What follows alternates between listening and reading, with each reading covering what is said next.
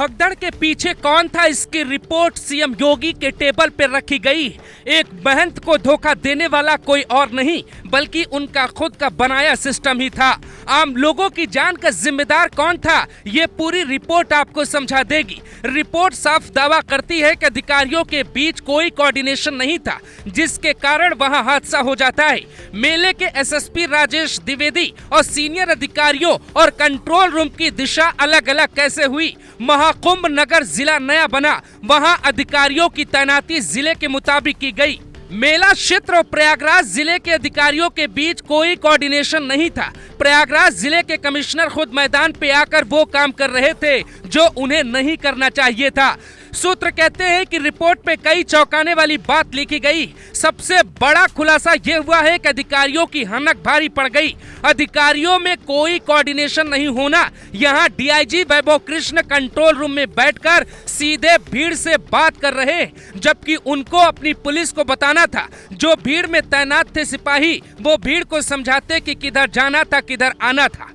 उधर खुद कमिश्नर के पास माइक है और भगदड़ की आशंका जताते आएंगे और भगदड़ मचने की संभावना है। तो सुनिए वो रिपोर्ट जो किसी मीडिया हाउस ने आपको नहीं बताई।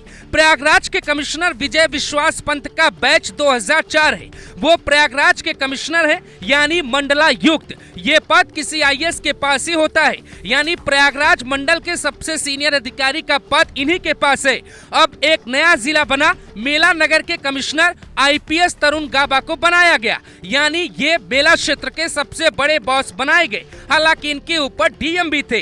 तरुण गाबा का बैच है 2001, यानी सीनियर तरुण गाबा है, लेकिन उन्हें मेले की जिम्मेदारी मिली जरूर, लेकिन रिपोर्ट प्रयागराज जिले के कमिश्नर विजय विश्वास पंत को ही करना था। यहाँ एक बात समझिए, एक आईएएस है और एक आईपीएस है। अब आगे बढ़िए। इन दोनों अधिकारियों के ठीक नीचे आईपीएस वैभव कृष्ण हैं, जिन्हें मेला क्षेत्र का डीआईजी बनाकर भेजा गया, जो 2011 बैच के अधिकारी। वैभव कृष्ण के जो रिपोर्टिंग बॉस है, उनका नाम है तरुण गाबा। वैभव कृष्ण से 1 साल सीनियर बैच के अधिकारी डॉक्टर अजय पाल शर्मा को मेले का अतिरिक्त कमिश्नर बनाकर भेजा गया। अजय पाल के बॉस भी तरुण गाबा ही थे, जबकि मेला क्षेत्र के एसएसपी राजेश द्विवेदी भी रिपोर्ट कमिश्नर तरुण गाबा को ही कर रहे थे। कई जिलों के अधिकारी बुलाए गए थे, 50,000 फोर्स तैनात थी, तो ये समझ नहीं आया पूरी टीम को कौन लीड कर रहा था।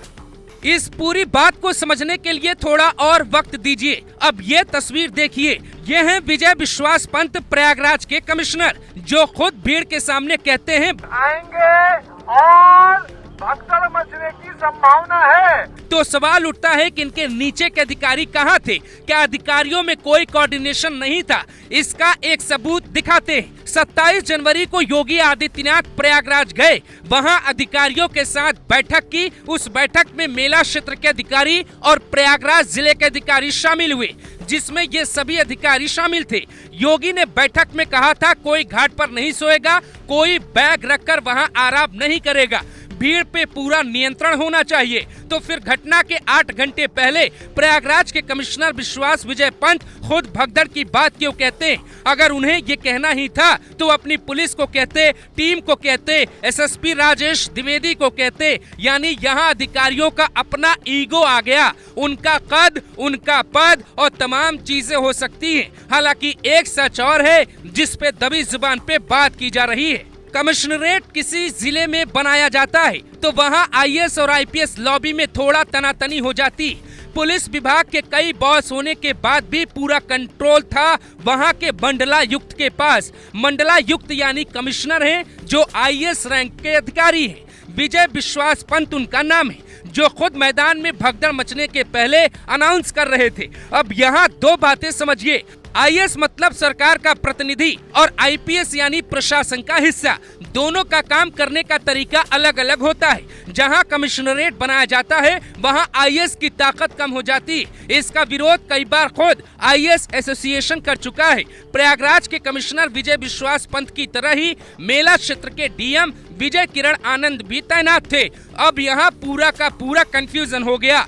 मीटिंग में सीनियर अधिकारी तो ये बात समझ पाए कि किसको क्या करना है, किस अधिकारी को किसको रिपोर्ट करना है, पर मैदान में तैनात हजारों की संख्या में सिपाही दारोगा और सीओ रैंक के अधिकारी लगता है कि समझ ही नहीं पाए कि पुलिस विभाग में चल क्या रहा है, क्योंकि यूपी में अभी तक कुछ जिलों में ही कमिश्नरेट की व्यवस्था लागू की गई है। यानी यूपी पुलिस के जवान कमिश्नरेट सिस्टम को ठीक से समझ नहीं पाए।